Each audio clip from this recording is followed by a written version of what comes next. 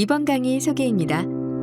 타이포그래피를 학습하기 위해서 생각해 보아야 할 몇 가지 주제를 다뤄볼까 합니다.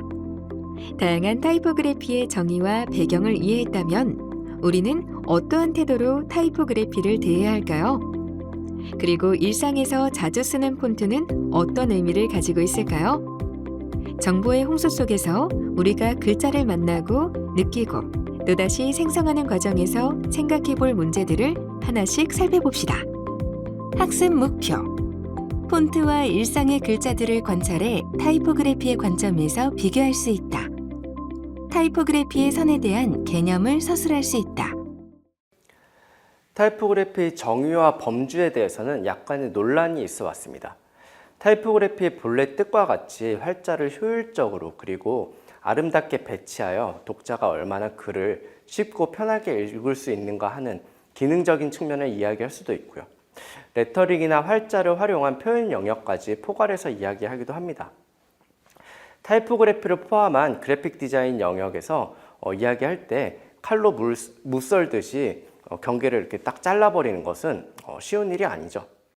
좋은 타이포그래피를 위해서는 활자가 그 자체로도 완성도가 높아야 하겠지만 동시에 배열된 형태 혹은 표현된 형태 또한 미적으로 아름다워야 함은 분명한 것 같습니다.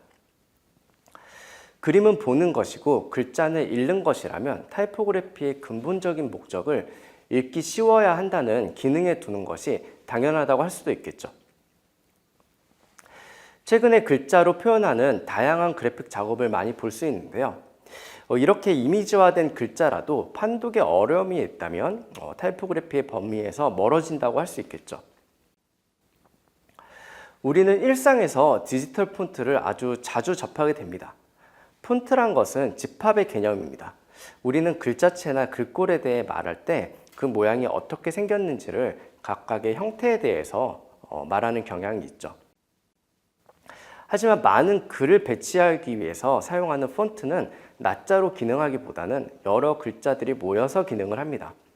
글자에는 자음과 모음도 있지만 기호와 문장 부호도 포함되죠. 워드 프로세서 프로그램에서 간혹 한글을 타이핑하면 네모 모양이 뜨는 것을 경험한 적이 있으신가요? 이것은 사용하는 문자가 폰트에 포함되지 않아서 생겨나는 현상인데요. 그래서 폰트는 사용하고자 하는 그 문자의 모든 요소를 다 포함해야 하는 것입니다. 지금은 다국어 폰트가 범용으로 많이 개발되어서 이런 경우가 그렇게 많지는 않은데요.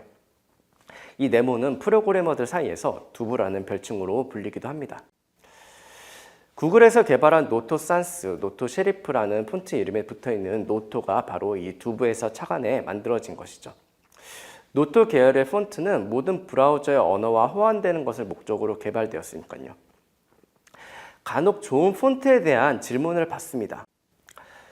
좋은 디자인에 대해 이야기할 수는 있지만 좋다는 말에는 항상 취향의 문제가 포함이 됩니다. 그래서 언제나 취향에는 호불호가 나뉘는 상황이 벌어지게 되죠. 좋은 폰트도 한 번에 규정하는 것은 쉽지가 않습니다. 하지만 좋지 않은 폰트를 구별해낼 수는 있죠. 방금 전에 이야기한 바와 같이 하나의 집합으로서 반드시 포함하는 글자를 모두 온전히 포함하지 않는 폰트는 좋지 않은 폰트라고 할 수 있겠습니다. 또는 기능으로 구분해서 본문용으로 개발된 폰트가 글자 간격을 고르게 설정하기 어렵게 세팅이 되어 있다면 그것 또한 좋지 않은 폰트라고 할 수 있겠죠. 일상에서 폰트를 사용하면서 그냥 텍스트로 구현만 되면 뭐든 상관없어 라는 마음이시라면 타이포그래피를 꼼꼼하게 살펴보는 것에 의미를 두기 어려울 것 같습니다. 타이포그래피를 제대로 하나씩 살펴보기 위해서는 일상에서 작은 글자들의 표현까지 살펴볼 줄 아는 섬세함이 필요합니다. 우리의 일상은 엄청난 정보의 홍수에 떠밀려 가고 있습니다. 많은 것들이 디지털로 바뀌었지만 집집마다 우편함에 각종 광고문들이 넘쳐나죠. 오늘날 사람들이 시간에 쫓기며 살아가는 이유는 하루에 처리해야 하는 정보의 양이 그만큼 늘어났기 때문이 아닌가 의심해 볼 수 있을 것 같아요. 사람들은 정보를 매일매일 만나게 되는데요. 우리가 흔히 얘기하는 클라우드라는 것들이 있죠. 이렇게. 여기에는 수많은 정보들이 포함되어 있습니다.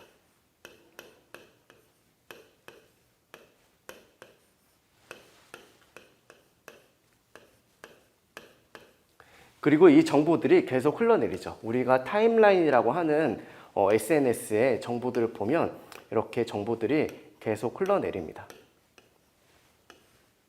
그리고 사람들이 이 정보들을 하나씩 읽지는 않아요. 그쵸? 계속 스킴하고 있는 것이죠.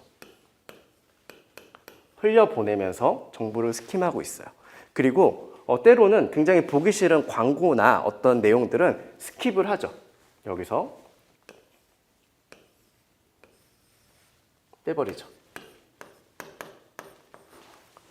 근데 그 중에서 또 원하는 정보가 있을 수 있을 것 같아요. 그때는 여기서 또 빼서 보관을 합니다. 이렇게 우리는 매일매일 정보를 접하고 여러 가지 정보를 취사 선택하기 위해서 끊임없이 움직이고 있어요. 정보는 이미지 또는 문자로 전달이 됩니다. 그렇다면 타이포그래피가 적어도 모든 정보의 절반을 차지한다고 볼 수도 있지 않을까요? 하지만 대부분의 정보는 이미지만으로 전달되는 것이 어렵다는 것을 우리는 직관적으로 알 수 있습니다.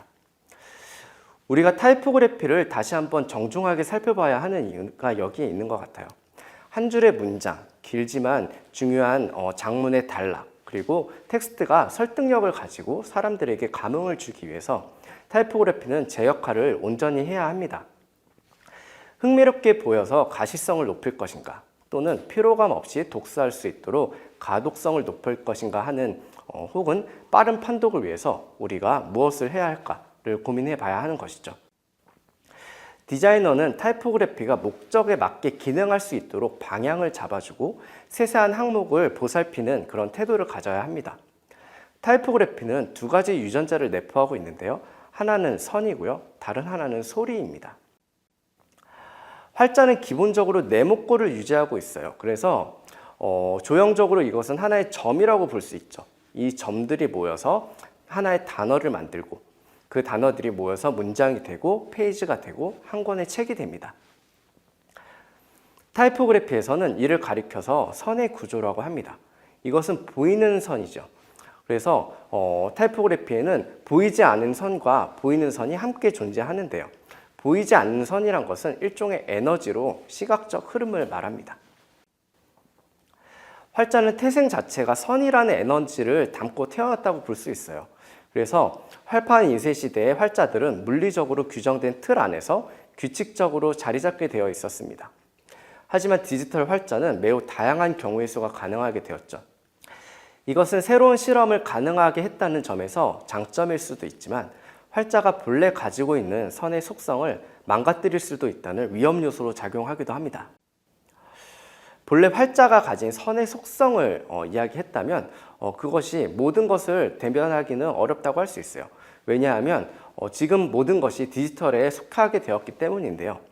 활자의 변형이 가능하다는 것은 그것이 타이포그래피가 내용 전달의 기능만을 갖는 것이 아니라 표현의 대상이 되었다는 뜻으로 이해할 수도 있습니다. 활자가 곧 이미지가 될 수 있다는 뜻인데요. 타이포그래피를 통해 무엇을 기대하고 있나요? 화려하게 장식된 포스터, 정갈하게 다듬어진 책의 본문, 한눈에 매력적인 로고 타입 등 타이포그래피를 학습하기 이전에 우리가 어떠한 태도로 활자와 이미지를 이해해야 할지 잠시 생각해 보면 좋겠습니다. 활자는 목소리의 톤을 구체화할 수 있습니다. 우리는 활자로 고함을 지를 수도 있고 속삭이며 말할 수도 있어요. 활자가 문자로 바뀌면서 기록 보관이 용이하게 만들어 주었지만 정보의 원류는 목소리에 있었던 것이잖아요. 타이포그래피로 표현하기 위해서는 어떠한 목소리를 회복하는 과정에서 출발하는 것일 수도 있겠습니다. 이 말은 글자를 무조건 이미지로 변형하라는 의미는 아니에요. 그래픽 디자인이 시간이라면 자유롭게 그래픽을 창조하고 표현, 컨셉트를 찾는 방법을 강조할 수 있겠죠. 하지만 우리가 타이포그래피라는 범주 안에서 이야기를 한다면 기본적으로 메시지와 커뮤니케이션을 상정한 그런 표현 방법이어야 할 것입니다. 다시 말해 매체의 속성 또한 이해가 되어야 한다는 것이죠. 벽에 붙어서 사람들을 유혹하는 그런 포스터는 커다란 목소리를 가진 활자를 필요로 합니다. 하지만 책의 지면에 활자들이 제각각 목소리를 다르게 그리고 시끄럽게 내고 있다면 어떨까요? 책은 손에서 들고 보는 행위를 전제로 합니다. 그래서 매체의 꼴에 따라서 운동성 여부가 달라져야 하는 것이죠. 책과 포스터는 극단적으로 대조가 되는 예시이지만 잡지, 신문 또는 디지털 매체로 넘어가서 모바일과 컴퓨터 화면까지 각기 다른 원칙이 적용될 것입니다. 타이포그래피의 원칙은 사람이 느끼는 공통적인 감각을 기본으로 합니다. 때로는 취향과 개성이 더 중요하게 보일 수도 있지만 근본적으로 타이포그래피에 대해서 우선해야 하는 가치가 무엇인지 중심을 잃지 말아야겠습니다. 학습 정리 1. 활자가 그 자체로도 완성도가 높아야 하겠지만 동시에 배열된 형태 혹은 표현된 형태 또한 미적으로 아름다워야 하며 그것을 볼 수 있는 안목을 기르는 것이다. 2. 정보의 홍수 속에서 타이포그래피를 다루는 우리는 글자가 온전히 잘 전달될 수 있도록 역할을 해야 한다. 3. 타이포그래피가 가진 선이라는 방향성은 활자가 가지는 시각적 흐름을 이해하는 데 있다. 해당 영상에 사용된 자료 출처는 출처 목록 1주차에서 다운로드 가능합니다.